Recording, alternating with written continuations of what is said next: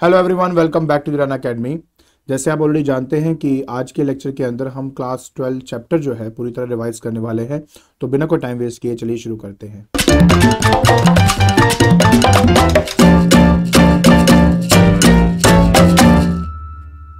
देखिए, सबसे पहला जो पार्ट है वो है atomic structure and radio activity के बारे में।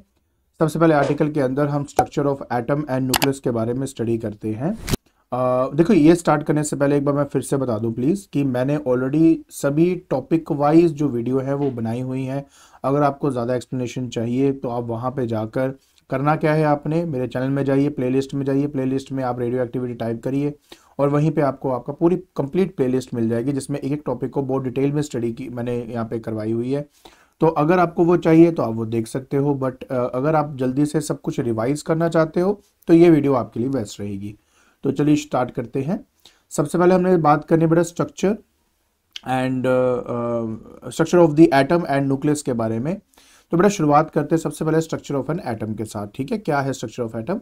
आप भी जानते हैं कि अगर मैं किसी एटम की बात करूं तो उसके सेंटर में हमारे पास न्यूक्लियस होता है और उसके अराउंड जो इलेक्ट्रॉन्स है वो रिवॉल्व करते हैं।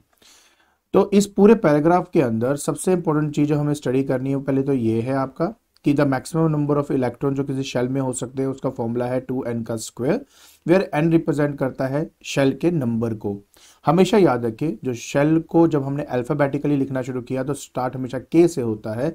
तो सबसे पहला जो शेल है उसको k बोलते हैं, फिर l, फिर m, n, इस तरह से हम आगे प्रोसीड करते हैं।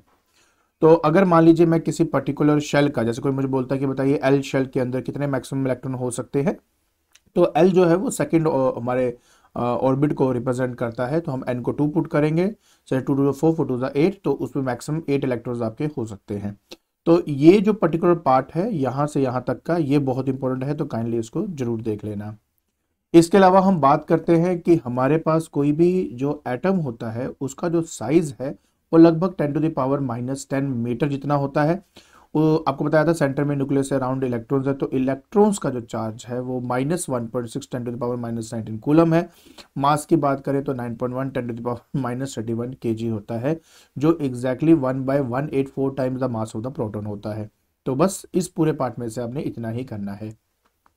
फिर हमारे पास आता है बेटा स्ट्रक्चर ऑफ न्यूक्लियस के बारे में। देखिए, जब हम न्यूक्लियस की बात करते हैं तो उसका साइज ऑब्वियस है एटम से बहुत कम होगा, तो इसलिए उसका साइज अप्रोक्सीमेटली 10⁻⁻15 से लेकर 10⁻⁻14 मीटर तक आपका होता है। अगर मैं किसी न्यूक्लियस की बात करूं तो उसके अंदर क्या पाए जाते हैं, आपके प्रोटॉन्स और साथ में पाए जाते हैं उसके न्यूट्रॉन्स। जहां तक प्रोटॉन्स की बात करें वो पॉजिटिवली चार्ज होते हैं और न्यूट्रॉन्स का कोई भी चार्ज नहीं होता है। एक बार बताता हूँ कि प्रोटॉन का चार्ज एग्जैक्टली उतना ही होता है जितना इलेक्ट्रॉन का होगा। देखिए, अगर मैं किसी एटम की बात करता हूं तो वो इलेक्ट्रिकली न्यूट्रल होता है, तो इसका मतलब ये हुआ जितने नंबर ऑफ इलेक्ट्रॉन्स हैं उतने नंबर ऑफ प्रोटॉन्स हैं, और क्योंकि दोनों का चार्ज सेम है, एक पॉजिटिव है एक नेगेटिव है, तो ये कैंसिल आउट हो जाता है। तो याद रखें कि प्रोटॉन का जो हमारा चार्ज है वो +1.6 10⁻⁻19 कूलम लिखा जाएगा, और जो इसका मास होता है 1.69 10⁻⁻27 kg होता है आपका। क्लियर? और वहीं अगर बात मैं न्यूट्रॉन की करता हूं तो न्यूट्रॉन पे कोई भी चार्ज नहीं होता, लेकिन उसका जो मास है वो लगभग प्रोटॉन के मास जितना होता है, जैसे 1.67 10⁻⁻27 kg। अगर मैंने लगभग वर्ड यूज किया तो उसका मतलब है क्योंकि जो न्यूट्रॉन है वो बिट हैवियर होता है एज कम्पेयर टू प्रोटॉन आपका। ओके, तो उसके बाद हम सीधा यहाँ पहुंच जाते हैं। ये देखिए, ये वाला नोट की बात करते हैं पहले तो देखिए, वैसे तो इलेक्ट्रॉन की जब हम मास के बारे में बात करते हैं तो इलेक्ट्रॉन का मास बहुत ही कम होता है, तो इसलिए हम ये मानते हैं कि पूरा जो हमारा एटम का मास है वो एक्चुअली कॉन्सेंट्रेटेड है न्यूक्लियस के अंदर ही। तो न्यूक्लियस का जो मास होगा वही लगभग हमारे पूरे एटम का मास होता है। उसके बाद आपको पता होना चाहिए कि एटॉमिक नंबर क्या होता है और मास नंबर क्या होता है। देखिए, किसी भी हम जब एटम को रिप्रेजेंट करते हैं तो एक्स जेड ए से रिप्रेजेंट करते हैं। तो यहाँ पे जो z है वो आपका हमारा एटॉमिक नंबर होता है, और जो एटॉमिक नंबर है वो बताता है नंबर ऑफ इलेक्ट्रॉन्स, और साथ ही साथ ये भी बताता है कि नंबर ऑफ प्रोटॉन्स कितने हैं। लेकिन जब हम बात करते हैं मास नंबर की तो वो नंबर ऑफ न्यूक्लियॉन्स को बताता है। जब हम न्यूक्लियॉन्स की बात करते हैं, न्यूक्लियॉन्स का मतलब होता है कि number of protons plus number of neutrons, मतलब ये कि वो पार्टिकल्स जो न्यूक्लियस में प्रेजेंट होते हैं। ठीक है, तो क्या आपकी डेफिनेशन करनी है? हाँ जी, बिल्कुल करनी है, तो काइंडली उसको एक बार रीड कर लेना। बाकी जितनी बातें मैंने आपको बताई आप इस टेबल के अंदर भी देख सकते हैं कि सिंबल क्या है, उनके चार्जेस क्या है और मास क्या है। वैसे मैं आपको बता दूं कि प्रोटॉन को जब हम रिप्रेजेंट करते हैं तो 1h1 से रिप्रेजेंट करते हैं और न्यूट्रॉन को 0 और 1, क्योंकि न्यूट्रॉन पे कोई भी चार्ज नहीं होता बट मास उसका सेम होता है मास ऑफ प्रोटॉन जितना। तो बाकी आप इसको यहाँ पे देख सकते हो। ठीक है, तो एक बात ध्यान रख लीजिए कि नंबर ऑफ इलेक्ट्रॉन जेड से रिप्रेजेंट होता है, नंबर ऑफ प्रोटॉन भी जेड से रिप्रेजेंट होता है, लेकिन अगर नंबर ऑफ न्यूट्रॉन्स मैं कैलकुलेट करना चाहूँ तो वो हम a माइनस जेड से कैलकुलेट कर सकते हैं। बाकी एटम के स्ट्रक्चर को बनाना आपको आता है, ज़्यादातर हमारे में ये पूछते नहीं है। देखिए अब हमने जो बात करनी है वो है नोट के बारे में। देखिए सबसे पहला नोट हमारा ये कहता है कि जो एटम है वो undergoes to the chemical change. Basically क्या है, मैं आपको ये समझाने की कोशिश करता हूँ कि ना जब मान लीजिए कि मेरे पास एक सोडियम है, मतलब मेरे पास एक क्लोरीन है, उनको आपस में आप मिलाएंगे तो वो सोडियम क्लोराइड आपका बन जाएगा।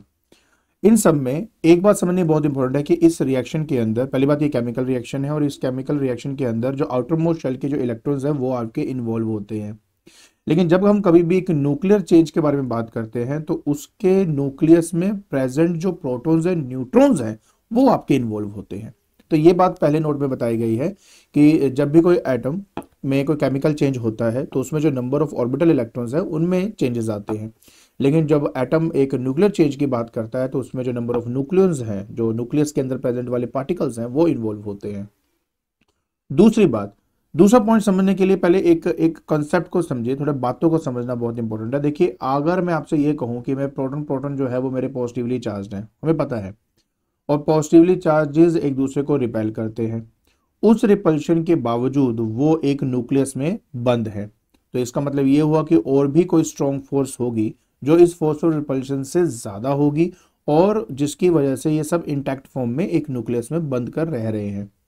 उन फोर्सेस को न्यूक्लियर फोर्सेस कहा जाता है। मेन बात मैं क्या बोलना चाहता हूं कि ये इतनी स्ट्रांग फोर्स होती है कि अगर इनमें से न्यूक्लियस को निकालना है या इन न्यूक्लियस को आपस में मिला के अगर एक न्यूक्लियस बनाना है तो इन सब में बहुत ज़्यादा अमाउंट ऑफ एनर्जी की रिक्वायरमेंट होती है, और इसलिए हम मेगा इलेक्ट्रॉन वोल्ट्स में जब भी मेजर करते हैं, जब भी न्यूक्लियर एनर्जी को मेजर करते हैं वो मेगा इलेक्ट्रॉन वोल्ट्स में होता है।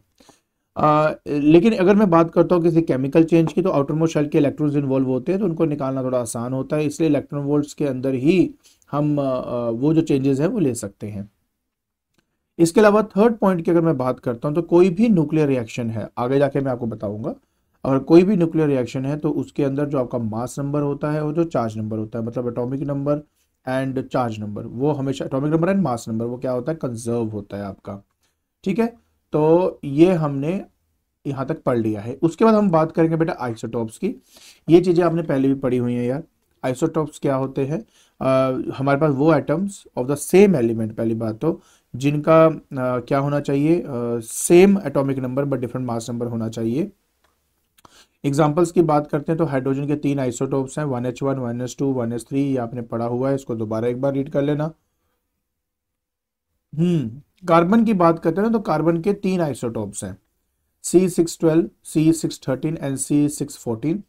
इसमें ये जो C614 वाला है ये बहुत इंपॉर्टेंट आइसोटॉप्स है, खासतौर पे कार्बन डेटिंग के अंदर इसी आइसोटॉप्स का इस्तेमाल होता है। जैसे कोई चीज़ डिके होनी शुरू होती है तो उसमें ये जो नंबर ऑफ C614 कार्बन के जो आइसोटॉप्स हैं ये डिके या कम होने शुरू हो जाते हैं, जिसको काउंट करके हम उसकी लाइफ के बारे में समझ पाते हैं कि कितना साल पुरानी वो चीज़ है।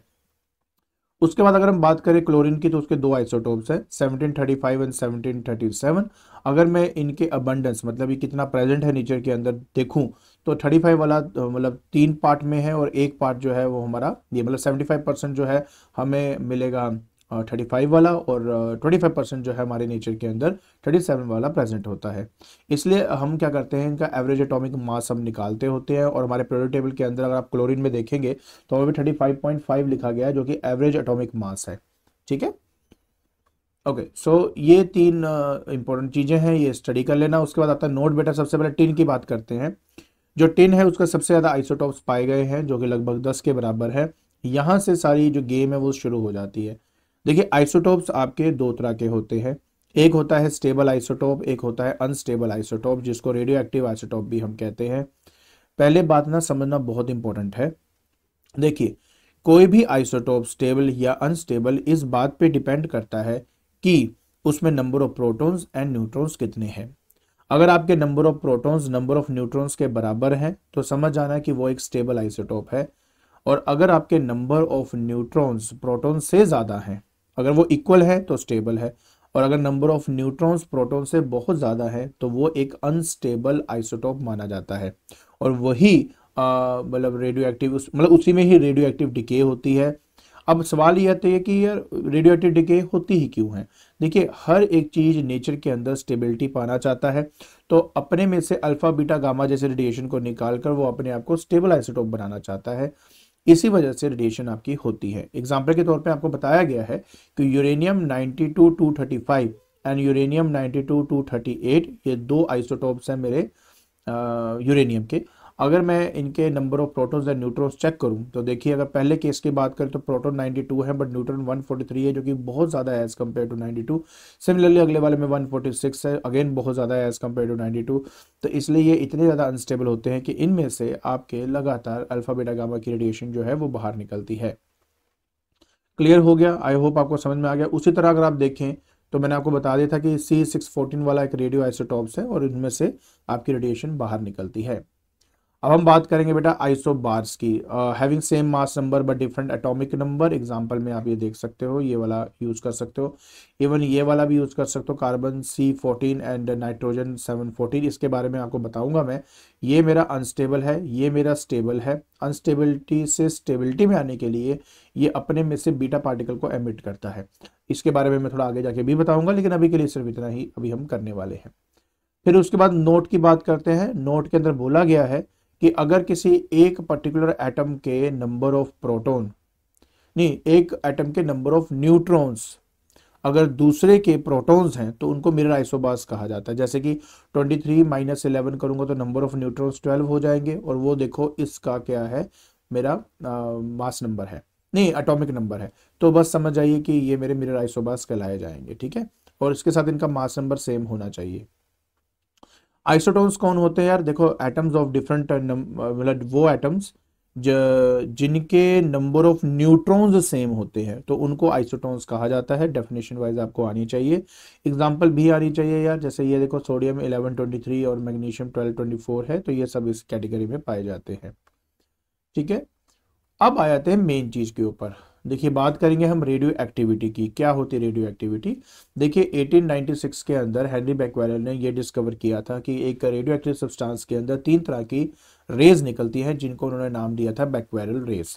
इनमें से एक आपका पॉजिटिवली चार्ज, एक आपका नेगेटिवली चार्ज और एक आपका अनचार्ज होता है, जिसके नाम रखे गए थे alpha beta and gamma radiation. तो जब हम बात करते हैं एक रेडियो एक्टिव सब्सटेंस के बारे में तो कहते हैं वो सब्सटेंस जो डिसइंटीग्रेट या डीके होता है by the spontaneous emission of radiations, और उनको कहा गया रेडियो एक्टिव सब्सटेंसेस। इन सब में ना एक बात समझ लीजिए, हम उन आइसोटॉप्स को यहाँ पर इंक्लूड करते हैं जिनका एटॉमिक नंबर 82 से ज़्यादा होता है। प्लीज़ याद रखें कि 82 से ज़्यादा होना चाहिए। उसके बाद अगर नंबर ऑफ न्यूट्रॉन ज़्यादा है as compared to number of protons, तो समझ जाना कि वो आपके रेडियो एक्टिव नेचर है उनके अंदर, और वो एक नेचुरल रेडियो एक्टिव सब्सटेंस माना जाएगा। ये बहुत इंपॉर्टेंट चीज़ है यार, इस बात को समझें प्लीज़ कि रेडियो एक्टिविटी ना, पहली बात, एक रैंडम फिनोमिनन है, स्पॉन्टेनियस फिनोमिनन है। कोई नहीं बता सकता कि किस सब्सटेंस में से कौन सा डिके होने वाला है और कब होने वाला है, तो इसके बारे में किसी को नहीं पता होता। ना ही हम उसके स्पीड को, डीके की स्पीड को बढ़ा या कम कर सकते हैं। कईयों को लगता होगा कि सर एक काम करें, प्रेशर टेम्परेचर बढ़ा देते हैं, केमिकल चेंजेस करके देख लेते हैं, उससे कोई फर्क पड़ेगा? तो आंसर है कि उसके रेडिएशन के एमिशन में कोई फर्क नहीं पड़ने वाला, चाहे आप कोई भी फिजिकल चेंज लेके आओ, चाहे तो आप कोई भी केमिकल चेंज को लेके आओ, ठीक है। तो ये बात हमेशा आपने समझनी है। उसके बाद रेडियो एक्टिविटी क्या है? ऑफ कोर्स रेडियो एक्टिविटी एक न्यूक्लियर फिनोमेनन है। अगर आपसे पूछते हैं कि ये न्यूक्लियर फिनोमेनन क्यों है, क्योंकि इस पर्टिकुलर रेडियो एक्टिविटी के अंदर जो न्यूक्लियॉन्स होते हैं वो आपके इन्वॉल्व होते हैं, और सारी रेडिएशन न्यूक्लियस से निकलती है, ठीक है। तो इसमें न्यूक्लियर चेंज आता है। तो जब किसी चीज में न्यूक्लियर चेंज आता है तो बिल्कुल ऐसे होता है जैसे कि उसका डीएनए ही चेंज हो गया, मतलब वो एक नया ही एटम बन जाता है आपका। इसके बारे में हम आगे बात करने वाले हैं, वो मैं आगे बताऊंगा। नोट के अंदर बताया गया है कि यार ये एक रैंडम फिनोमिनन है आपका। मैंने यहाँ पे लिखा है, देखो यहाँ पढ़ भी सकते हो कि there is no law by which the disintegration of the individual nucleus can be known और प्रेडिक्टेड, ठीक है। तो ये इसके बारे में है। अब मैंने जैसे आपको ऑलरेडी कहा है कि हमारे पास अब ना एक बात समझना प्लीज, जो बहुत इंपॉर्टेंट है क्या ये ड्रॉ करने को आ सकता है? बिल्कुल आ सकता है जी। इसमें ये जो क्रॉसेस हैं, क्रॉसेस क्या बताता है कि जो मैग्नेटिक फील्ड है वो आपकी इनवर्ड एक्ट कर रही है। इनवर्ड का मतलब है कि आपसे दूर स्क्रीन के अंदर एंटर कर रही है, ठीक है। मैंने आपको बो एंड एरो वाला केस बताया था कि अगर आप किसी भी एरो को ऐसे निकाल के फेंकते हो, ठीक है, शूट करते हो, तो अगर एरो आपसे दूर जा रहा है तो आपको पीछे का क्रॉस नजर आता है। तो उसी तरह मैग्नेटिक फील्ड लाइन जब आपसे दूर जा रही है तो आपको क्रॉसेस से रिप्रेजेंट करनी होती है। अगर आप उससे डॉट से रिप्रेजेंट करोगे, that means that is coming towards you. तो ये बहुत इंपॉर्टेंट चीज है जो समझनी इसमें थी, ठीक है। इसके बाद ये हमारा लेड बॉक्स है, इसके अंदर रेडियो एक्टिव सब्सटेंस है। लेड बॉक्स की खास बात होती है कि ये रेडियो एक्टिविटी जो जो हमारे रेज होती है इनको बाहर नहीं जाने देता। तो देखिए यहाँ से निकलने वाली जो रेज होती है आपकी, या तो ये आपके लेफ्ट में जाएंगी या तो राइट में और सीधी जाएंगी। लेकिन फ्लेमिंग के लेफ्ट हैंड रूल से हमने आइडेंटिफाई कर लिया था कि जो रेज जब मैग्नेटिक फील्ड क्रॉस हो, तो जो रेज आपकी लेफ्ट की तरफ जाती हैं उनको अल्फा कहा जाता है, वो पॉजिटिवली चार्ज होते हैं। जो आपके राइट की तरफ जाती हैं वो बीटा पार्टिकल होते हैं, मतलब नेगेटिवली चार्ज पार्टिकल्स होते हैं। और जो सीधे निकल गए तो इसका मतलब इनमें कोई चार्ज है ही नहीं आपका। एक बात ना समझनी बहुत इंपॉर्टेंट भी है इसमें, जब भी आप इसको ड्रॉ करेंगे हमेशा एक बात ध्यान रखना कि जो अल्फा पार्टिकल होता है ना वो थोड़ा ऊपर की तरफ ऐसे करके ड्रॉ किया जाता है, मतलब उसका जो रेडियस ऑफ कर्वेचर है, जो टर्निंग रेडियस है वो उसका ज़्यादा बड़ा होता है as compared to beta particle. और इसका रीज़न ये है क्योंकि अल्फा पार्टिकल थोड़ा हैवियर होता है, हैवी पार्टिकल को मोड़ने में थोड़ा सा ज़्यादा टर्न देना पड़ता है, और जो हल्का पार्टिकल है उसको तो हम एकदम से टर्न कर देते हैं। तो इस वजह से ये समझना बहुत ही इंपॉर्टेंट था। आई होप आपको ये बात समझ में आ गई होगी, ठीक है। तो बाकी यहाँ पे लिखा हुआ है कि इन डायरेक्शंस को पता करने के लिए फ्लेमिंग के लेफ्ट हैंड रूल का इस्तेमाल किया जाता है। अगर हाँ कोई बोल दे ना मेरे को सर यहाँ पे क्रॉसेज अगर डॉट होता तो क्या होता, तो बेटा अगर मान लीजिए इस तरह से डॉट्स दिए होते ना, तो उस केस के अंदर तो अल्फा पार्टिकल राइट साइड चले जाता, ठीक है, जो बीटा पार्टिकल है वो आपका लेफ्ट साइड चले जाता, और गामा तो जाता ही सीधा है। तो डॉट्स होंगे तो ये इस तरह से शो किया जाएगा, ठीक है। याद रखें अल्फा पार्टिकल को ज़्यादा लंबा टर्न देना है आपने, ये मत भूलना। उसके बाद बेटा हमारे पास आता है नेक्स्ट पार्ट, जिसके अंदर हमें इलेक्ट्रिक फील्ड के अंदर इनको हमने भेजा। देखिए इलेक्ट्रिक फील्ड का मतलब क्या होता है कि पॉजिटिव चार्ज प्लेट होती है, एक नेगेटिव चार्ज प्लेट होती है। अब नेगेटिव की तरफ जो पार्टिकल जाएंगे वो ऑब्वियस है आपके पॉजिटिवली चार्ज होंगे, इसलिए अल्फा पार्टिकल हमेशा नेगेटिव के साइड मोड़ देना और बीटास को हमेशा पॉजिटिव के साइड मोड़ देना। देखो ध्यान से रिटर्निंग रेडियस देखो आप, अल्फा का ज़्यादा है और बीटा कम है उसके मासेस की वजह से, और सेंटर में क्या जा रहा है आपका गामा पार्टिकल जा रहा है। क्लियर? ओके। अब हम बात करेंगे प्रॉपर्टीज के बारे में। सारी प्रॉपर्टीज तो इतनी नहीं पढ़नी पड़ेंगी लेकिन कुछ तो पढ़नी है, जैसे इंपॉर्टेंट वाली। पहले हमारे पास अल्फा पार्टिकल क्या होता है? अल्फा पार्टिकल होता है कि doubly ionized helium atom. Now what do you mean by doubly ionized? एक हीलियम एटम आप यहाँ देख रहे हो, इनके आउटरमोस्ट शेल के 2 इलेक्ट्रॉन्स हैं, इनको निकाल दीजिए, जो बच गया उसको अल्फा पार्टिकल माना जाता है। एक बात मैं अच्छे से क्लियर कर दूं please, Dabali ionized helium atom जो है वो अल्फा पार्टिकल नहीं है, प्लीज इस बात को समझिए। डबली आयनाइज्ड हीलियम एटम जो है वो बिहेव वैसा करता है जैसे कि एक अल्फा पार्टिकल बिहेव करता है, मतलब उसका मास लगभग अल्फा पार्टिकल के मास जितना हो गया। अल्फा पार्टिकल जैसे बिहेव करता है एग्जैक्टली वो भी बिहेव करता है, तो इसको स्टडी करना हमारे लिए आसान हो जाता है। तो इसको रिप्रेजेंट कैसे करते हैं? He2 पॉजिटिव के साथ रिप्रेजेंट किया जाता है, ठीक हो गया। इसके अलावा मास की बात करें, क्योंकि देखिए मेरे पास हीलियम एटम है, नीचे 2 ऊपर 4 है, ऊपर 4 होने की वजह से इसका मास प्रोटॉन से 4 गुना ज्यादा है और चार्ज मेरा भी प्रोटॉन से 2 गुना ज्यादा है। स्पीड की बात करें, सबसे कम स्पीड है यार 10⁻⁷ मीटर पर सेकंड इसकी स्पीड होती है। ये बहुत इंपॉर्टेंट है कि अल्फा बीटा गामा में से सबसे ज्यादा आयनाइजिंग पावर हमारी अल्फा पार्टिकल की होती है। मतलब ये कि अगर आप किसी भी गैस चैम्बर के अंदर अल्फा पार्टिकल निकाल देंगे तो वो अल्फा पार्टिकल उन पार्टिकल से टकरा के उनके इलेक्ट्रॉन्स को निकाल देगा, ठीक है। तो ये समझना बहुत ही इंपॉर्टेंट है। और सिमिलरली ये भी इंपॉर्टेंट बहुत है कि इसकी जो पेनिट्रेटिंग पावर होती है सबसे कम होती है, मतलब सिर्फ हवा के अंदर ही 3 से 8 सेंटीमीटर तक ही ये मूव कर पाता है, ठीक है। And even thin card sheet से हम उसको स्टॉप कर सकते हैं, तो ये समझना बहुत इंपॉर्टेंट है। बाकी ऑफ कोर्स ये एक पॉजिटिवली चार्ज है, तो ये आपका इलेक्ट्रिक एंड मैग्नेटिक फील्ड से आपका जरूर डिफ्लेक्ट होगा। अल्फा पार्टिकल फोटोग्राफिक प्लेट को इफेक्ट करता है, तो ऐसे कई सारी चीजें हैं आप आराम से रीड कर सकते हो, बट ये वाली ज्यादा इंपॉर्टेंट है। जब हम बीटा पार्टिकल के बारे में बात करते हैं तो फास्ट मूविंग एमिटेड इलेक्ट्रॉन्स, और यहाँ पे एक बहुत इंपॉर्टेंट वर्ड बोला गया है, कहते हैं कि फास्ट मूविंग इलेक्ट्रॉन्स हैं जिनको न्यूक्लियस से एमिट किया जाता है। बट न्यूक्लियस तो पॉजिटिवली चार्ज है, तो वहां से कैसे एमिट हो सकता है उसके बारे में थोड़ा सा आगे जाइए, मैं आपको बताता हूँ कि क्या है। लेकिन अभी के लिए ये समझ लीजिए इसका सिंबल क्या है, ये नेगेटिवली चार्ज है तो -1, और इसका मास इतना निग्लिजिबल होता है कि हम उसको लगभग 0 ही ले लेते हैं, तो मास 0 होता है, चार्ज -1 होता है। बाकी एक इलेक्ट्रॉन का जो रेस्ट मास है यार वो 9.1 10 टू द पावर -31 जो कि एक इलेक्ट्रॉन का होता है, और चार्ज भी -1.6 10 टू द पावर -19 होता है।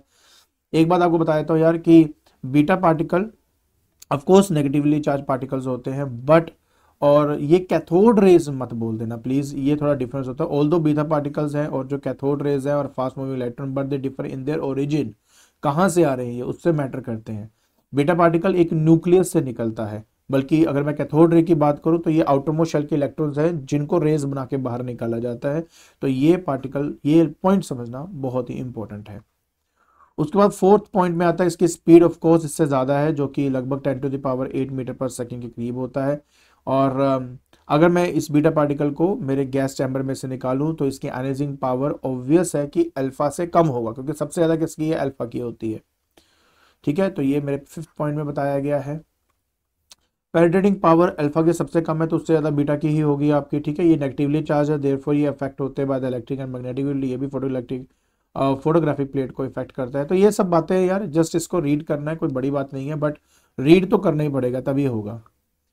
ओके, इसके बाद हमारे पास आता है गामा रेडिएशन। देखिए गामा रेडिएशन की जो है ना वो एक्चुअली में इलेक्ट्रोमैग्नेटिक रेडिएशन होती है, जैसे कोई एक्सरे हो गया, लाइट्स हो गई, सब वैसे ही है। एक्चुअली क्या होता है ना कि हमारे कोई भी न्यूक्लियस जो है जब बहुत ही ज़्यादा अनस्टेबल होता है तो अपने आप को स्टेबिलिटी में लाने के लिए वो अपने में से एनर्जी को बाहर निकालता है। वो जो एनर्जी बाहर निकलती है वो हाई एनर्जेटिक फोटॉन्स की फॉर्म में निकलती है, जो कि गामा पार्टिकल्स होते हैं। तो इसलिए उसका जो नेचर है वो इलेक्ट्रोमैग्नेटिक वेव की तरह ही है। Speed of course speed of light 3 × 10 की पावर 8 की तरह ही है। अगर आप इसके एनर्जिंग पावर कहेंगे गामा की, तो सबसे कम एनर्जिंग पावर है कि पेनिट्रेटिंग पावर सबसे ज़्यादा गामा पार्टिकल की होती है। कितना कैसे सब बातें आपको पता है। इस पे कोई चार्ज नहीं है ना, इसलिए ना ही ये इलेक्ट्रिक फील्ड से मतलब डिफ्लेक्ट होता है, ना तो ये मैग्नेटिक फील्ड से डिफ्लेक्ट होता है। ऑफ कोर्स ये फोटोग्राफिक प्लेट को इफेक्ट करेगा ही करेगा। तो प्लीज़ इसको एक बार आप अच्छे से पढ़ लेना, आपको समझ में आ जाएगा। बाकी नोट ऑफ कोर्स बहुत इंपॉर्टेंट है यार, कहता है out of the 3 radiation alpha beta gamma, जो गामा पार्टिकल है वो सबसे ज़्यादा एनर्जेटिक नेचर की पार्टिकल है। ठीक है, इसकी एनर्जिंग पावर सबसे कम है, लेकिन जो अगर मैं अल्फा पार्टिकल की बात करूँ तो उसकी एनर्जिंग पावर सबसे ज़्यादा होती है। ठीक है, तो ये बात जरूर समझ लेना। इसके बाद ये बॉक्स, कई लोग मुझे बोलते हैं सर ये बॉक्स कर ले क्या, इतना ठीक है। हाँ पढ़ सकते हो, बट मुझे ना वो जो स्टेटमेंट्स के थ्रू पढ़ना ज़्यादा ईजी और समझ में जल्दी आता है, तो मैं तो प्रेफर करूँगा कि आप उसी को करें प्लीज़। ठीक है, और फिर हम बात करते हैं बेटा ये आर्टिकल बहुत इंपॉर्टेंट है कि भाई क्या क्या चेंजेस आते हैं अगर अल्फा बीटा गामा एमिट होता है आपका। बहुत सिंपल बताऊंगा, यहीं से समझ में आ जाएगा यार। देखो कि मेरे पास अगर एक्स जेड ए दिख रहा है, अल्फा पार्टिकल निकलने का मतलब है कि हीलियम पार्टिकल का निकलना। अब जब निकल रहा है तो सब्ट्रैक्ट करेंगे, तो Z-2 दैट बिकम Z-2 और A-2 बिकम A-2। क्या आपको एक एक एग्जाम्पल करनी है? बिल्कुल करनी है सर। देखिए यूरेनियम 92 238 वाला है, अगर इसमें से हीलियम पार्टिकल निकलता है तो 92 में से 2 माइनस होगा 90, एंड 238 में से 4 माइनस होगा तो 234 आपका बन जाता है। और 90 जो एटॉमिक नंबर है वो थोरियम का होता है, इसलिए TH यहाँ पे लिखा जाता है। तो कभी कभार आपको ऐसे सिंपल से क्वेश्चन भी पूछे जा सकते हैं जिसके एटॉमिक नंबर को देखकर आपको आइडेंटिफाई करना होता है कि कौन सा ये मेटल वाला, मतलब कौन सा ये एलिमेंट है हमारा, तो वो भी आ सकता है। तो फर्स्ट 20 तक तो पता ही होते हैं, नॉर्मली केमिस्ट्री में आप पढ़ ही रहे हो तो आ ही जाएगा, कोई दिक्कत नहीं है। बट आपने एक चीज नोटिस करी यहाँ पे कि यूरेनियम जो है, जो कि हमारा यहाँ पे 92 238 वाला जो है, बिल्कुल चेंज होकर थोरियम ही बन गया। तो जब भी न्यूक्लियर चेंज होता है तो पूरा का पूरा एटम बिल्कुल ही चेंज हो जाता है, एक नया एटम ही तैयार हो जाता है। तो ये समझना बहुत इंपॉर्टेंट है इसके अंदर। अब आ जाइए सबसे इंपॉर्टेंट फैक्ट के बारे में समझने के लिए। देखिए मैंने आपको पहले कहा था कि जो बीटा पार्टिकल्स होते हैं उसमें हमारे नेगेटिवली चार्ज पार्टिकल्स होते हैं जो न्यूक्लियस से बाहर निकलते हैं। अब ये समझना बहुत इंपॉर्टेंट है कि यार न्यूक्लियस से कैसी कोई चीज़ नेगेटिवली निकल सकती है, क्योंकि वो तो पॉजिटिवली चार्ज होता है। तो अब ध्यान से समझिए, हमारे किसी पर्टिकुलर न्यूक्लियस के अंदर रेडियो एक्टिव इसलिए है क्योंकि उसमें नंबर ऑफ न्यूट्रॉन ज़्यादा है as compared to number of protons, ये तो आप समझ गए थे। अब जब एक न्यूट्रॉन आपका प्रोटॉन में कन्वर्ट होता है उस टाइम आपका एक बीटा पार्टिकल एमिट होता है, क्योंकि अल्टीमेटली हम क्या चाहते हैं कि मेरे नंबर ऑफ न्यूट्रॉन्स और नंबर ऑफ प्रोटॉन्स जो है वो दोनों इक्वल हो जाए। तो इक्वल तभी होंगे जब आपके न्यूट्रॉन्स प्रोटॉन्स में कन्वर्ट होंगे। तो जब एक न्यूट्रॉन प्रोटॉन में कन्वर्ट होता है उस टाइम एक बीटा पार्टिकल एमिट होता है। और जब कभी भी एक बीटा पार्टिकल एमिट होगा तो उसके साथ एक और सब एटॉमिक पार्टिकल एमिट होता है जिसको एंटी न्यूट्रिनो हम कहते हैं। इसको आई थिंक पेपर के अंदर आपको लिखने की बिल्कुल जरूरत नहीं है, बस आपको ये समझना है कि एक्चुअलिटी में जब न्यूट्रॉन प्रोटॉन में कन्वर्ट होता है तब एक बीटा पार्टिकल आपका इमिट करता है, पहली बात तो ये। और जब एक बीटा पार्टिकल इमिट करता है तो चार्ज नंबर आपका 1 से प्लस हो जाता है। क्यों? क्योंकि z माइनस ऑफ -1 करूंगा दैट बिकम z+1, तो इसका 4 नंबर होता है। और इसकी खास बात ये है, अगर आप ध्यान से देखो तो इनका मास नंबर सेम है, एटॉमिक नंबर डिफरेंट है, इसलिए ये दोनों आपस में क्या बन जाते हैं, आइसोबार्स की तरह बन जाते हैं। सो ये दोनों आइसोबार्स बन जाते हैं आपके। ठीक हो गया।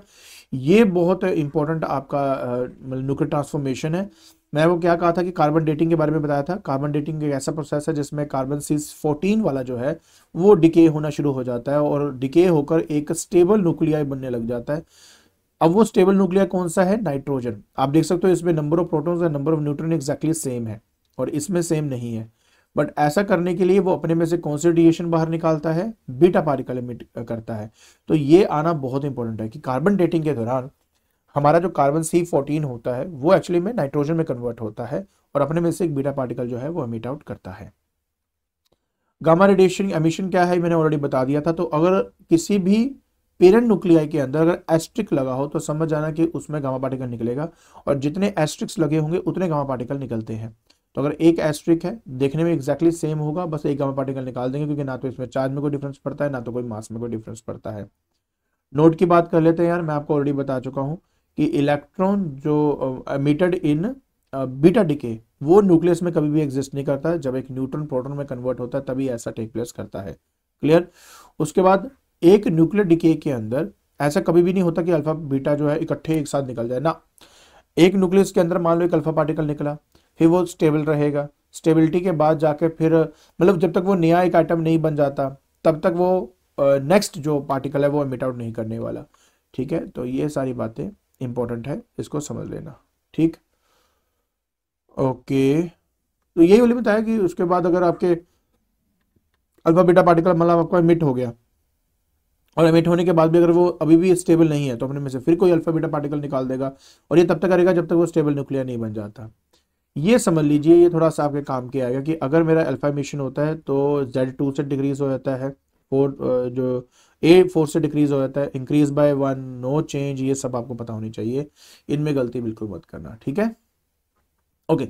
अब ये वाला पार्ट भी बहुत इंपॉर्टेंट है यार आपका कि use of radio active activity and radio isotopes. देखिए मैं ज्यादा डिटेल में नहीं जाऊंगा क्योंकि ये तो आपको एक बार रीड करना पड़ेगा, बिना रीड किए आप ये पार्ट आपका खत्म नहीं हो सकता। ठीक है, तो ध्यान से समझिए। पहली बात तो रेडियो आइसोटॉप्स कौन होते हैं?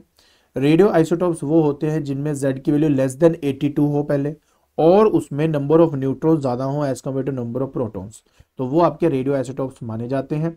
कोबाल्ट इसका एग्जाम्पल है, कार्बन C14 इसका एग्जाम्पल है, पोटेशियम 1940 इसका एग्जाम्पल है।